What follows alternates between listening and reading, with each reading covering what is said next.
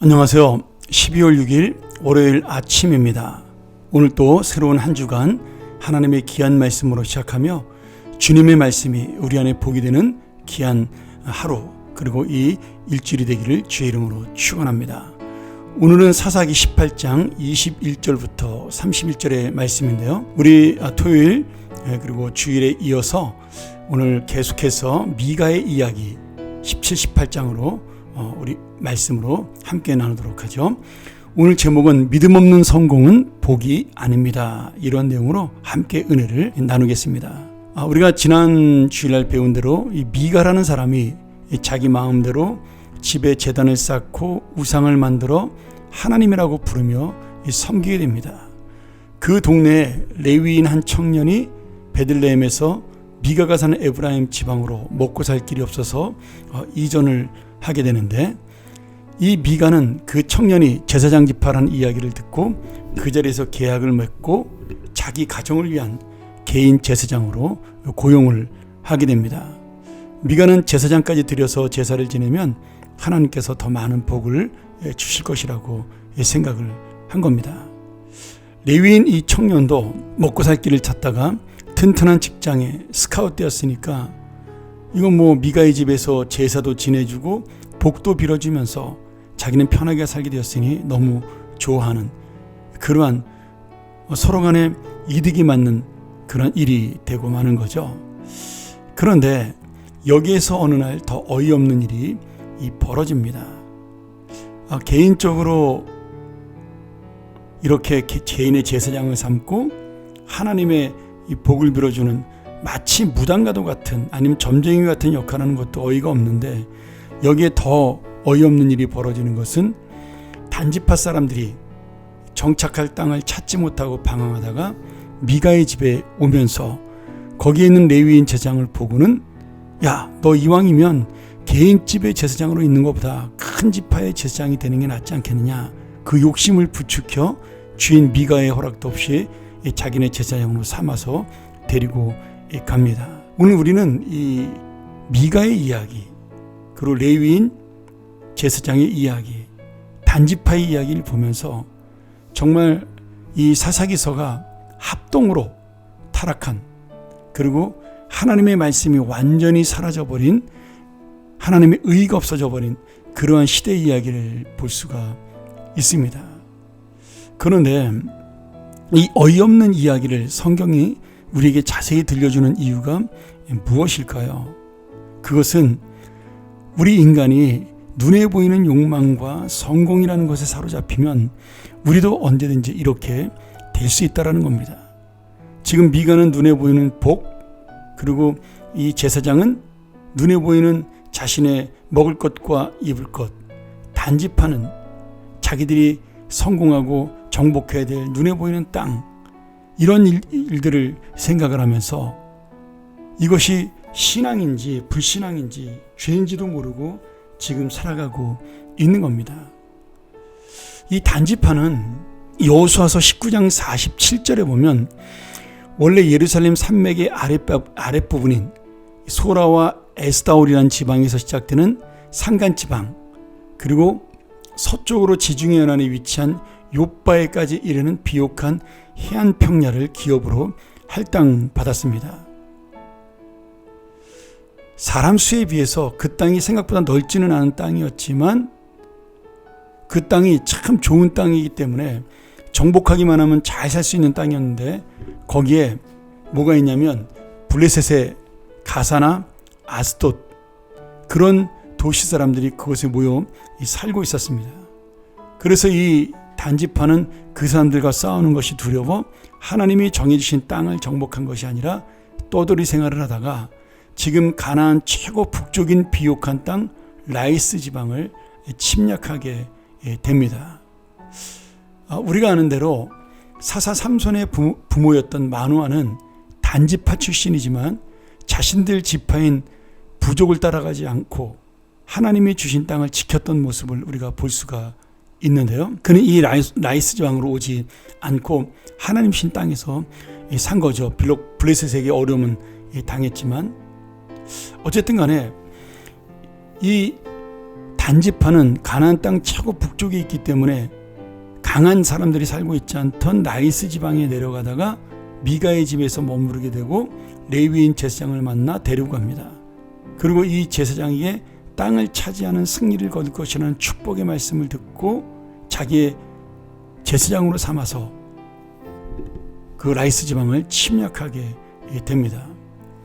이 라이스 지방을 정복한 후에 이 단지파는 이름을 자기 지파의 이름을 따라서 단이라고 지방 이름을 바꾸고 하나님의 복을 받았다고 자랑하죠. 실제로 잘 사는 것처럼 보입니다. 그런데 단지파는 이 라이스 지방에서 우상 숭배에 빠지게 됩니다. 믿음으로 살지 않았으니 당연한 거겠죠.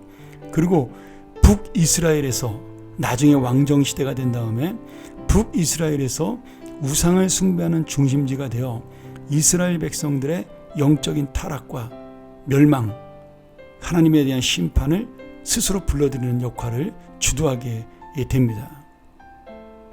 이후로 성경에서는 이 단지파에 대한 기록이 전혀 나오지 않습니다.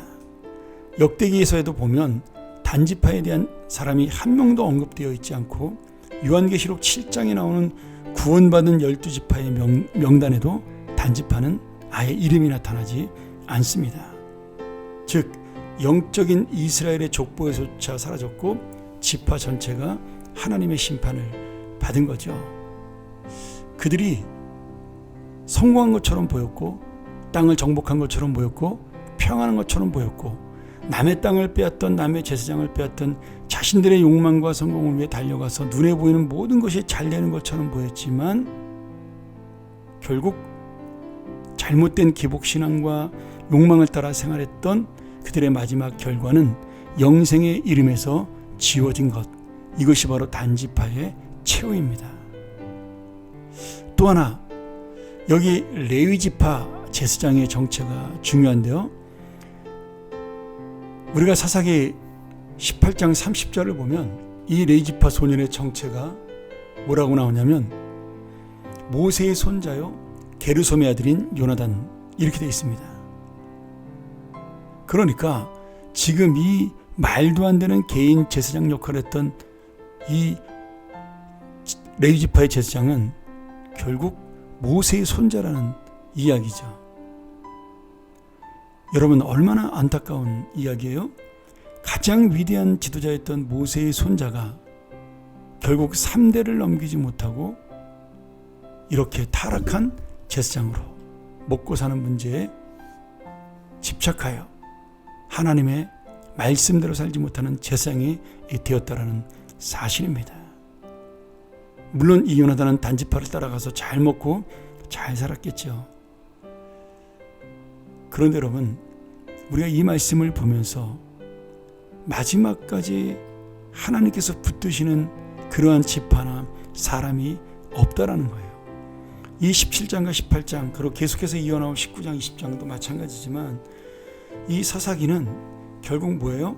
하나님을 왕으로 삼지 아니하고 자신의 욕심을 따라 살았던 사람들의 결과가 무엇인지, 겉으로는 어떻게 되는지 모르지만 하나님이 그들을 어떻게 심판하신지를 보여주는 그런 내용으로 17장 이후에 가득 차 있습니다.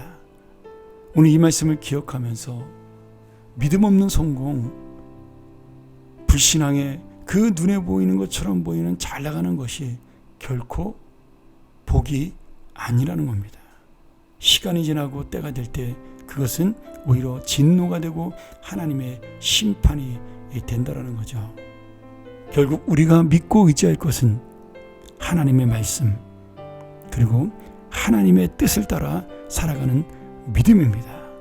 오늘 이 월요일 아침 내가 다시 한번 한 주간 동안 나와 우리의 자녀들이 이 믿음으로 살기를 결단하고 고백하며 눈에 보이는 욕망, 눈에 보이는 성공, 눈에 보이는 좋은 것이 아닌 하나님의 말씀과 하나님의 의를 따라 살겠다는 결단이 있어 마지막으로 주님의 승리자, 하나님이 인정하는 자, 그리고 주님 앞에 칭찬받는 자가 되기를 간절히 축원합니다.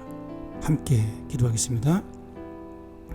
하나님 아버지, 우리가 무엇을 바라보고 무엇을 향하여 달려가는지 다시 한번 우리의 삶을 돌아보는 이 한 주간, 이 시간이 될 수 있도록 인도하여 주옵소서. 나는 미가가 아닌지, 이 레위인 제사장 요나단이 아닌지, 단지파가 아닌지 다시 한번 돌아보며 나의 깊은 중심에서 오직 하나님의 믿음으로 살겠다는 결심이 우리 안에 끊어지지 않도록 역사하시고 함께하여 주옵소서. 예수님의 이름으로 간절히 기도합나이다. 아멘. 우리 다시 한번 이 말씀 정말 깊은 마음으로 묵상하며 함께 나가기를 원합니다.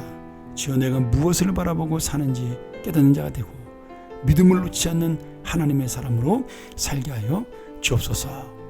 우리 함께 묵상하며 나아갑니다.